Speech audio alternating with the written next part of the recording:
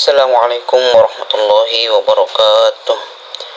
Ditilik dari silsilah keturunan dan cikal bakalnya, para sejarawan membagi kaum-kaum Arab atau kaum-kaum bangsa Arab menjadi 3 bagian. Yang pertama Arab Aidah, yang kedua Arab Aribah, yang ketiga Arab Musta'rabah.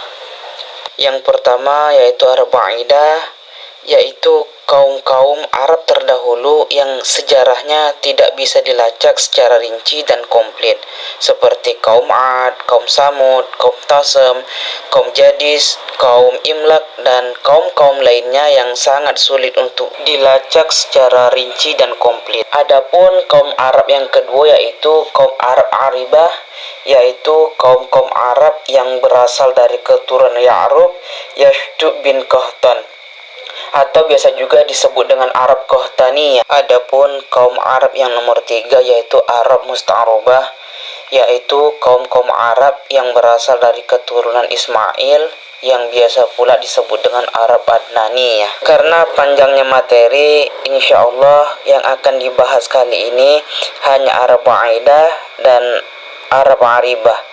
Untuk Arab Musta'rabah insya Allah akan dibahas di pertemuan selanjutnya. Tempat kelahiran Arab Aribah atau kaum Qahtan adalah di negeri Yaman. Lalu berkembang menjadi beberapa kabilah dan suku. Yang terkenal ada 2. Yang pertama kabilah Himyar, yang terdiri dari beberapa suku terkenal, yaitu Zaid al-Jumhur, Quda'ah, dan Sakasik.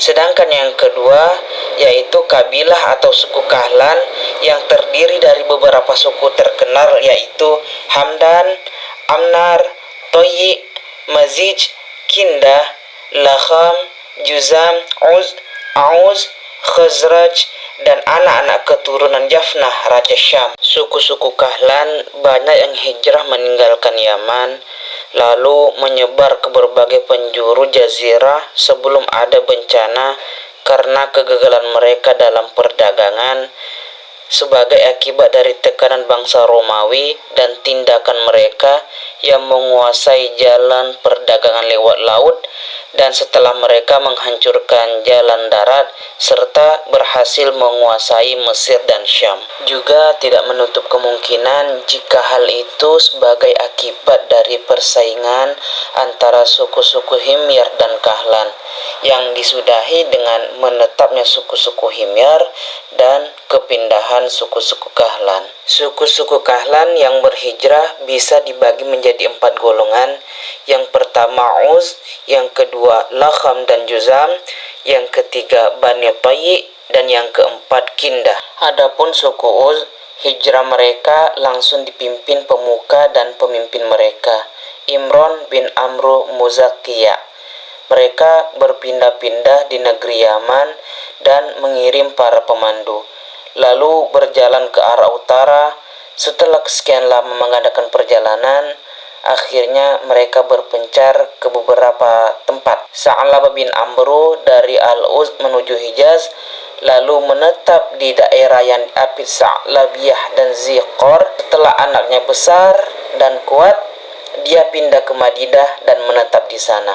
Di antara keturunan Sa'labah itu adalah Aus dan Khazraj, yang merupakan 2 dari anak Harisah bin Sa'labah. Di antara keturunan mereka yang bernama Harisah bin Amr atau Khuza'ah dan anak keturunannya berpindah ke Hijaz, hingga mereka menetap di Mur Az-Zaharan, yang selanjutnya menguasai tanah suci dan mendiami Mekkah. Sedangkan Imran bin Amr singgah di Oman lalu bertempat tinggal di sana bersama anak-anak keturunannya yang kemudian disebut dengan Uz Oman. Sedangkan kabilah-kabilah Nas bin Al-Uz menetap di Tihamah yang disebut Uz Syanu'ah. Jafna bin Amr pergi ke Syam dan menetap di sana bersama anak-anak keturunannya. Dia kemudian dijuluki Abul Muluk Al-Ghasasanah, yang dinisbatkan kepada mata air di Hijaz yang dikenal dengan nama Ghassan. Sebelum itu mereka singgah di sana sebelum akhirnya pindah ke Syam. Adapun yang kedua yaitu Laham dan Juzam. Tokoh di kalangan mereka adalah Nasir bin Rabi'ah, pemimpin raja-raja Al-Munzir di Hira. Yang ketiga yaitu Banu Ta'i, mereka berpindah ke arah utara hingga singgah di antara dua gunung, Aja dan Salma. Dan akhirnya mereka menetap di sana hingga mereka dikenal dengan sebutan Al-Jabalani atau dua gunung di Gunung Ta'i. Yang keempat yaitu Kindah, mereka tinggal di Bahrain lalu terpaksa meninggalkannya dan akhirnya singgah di Hadramaut.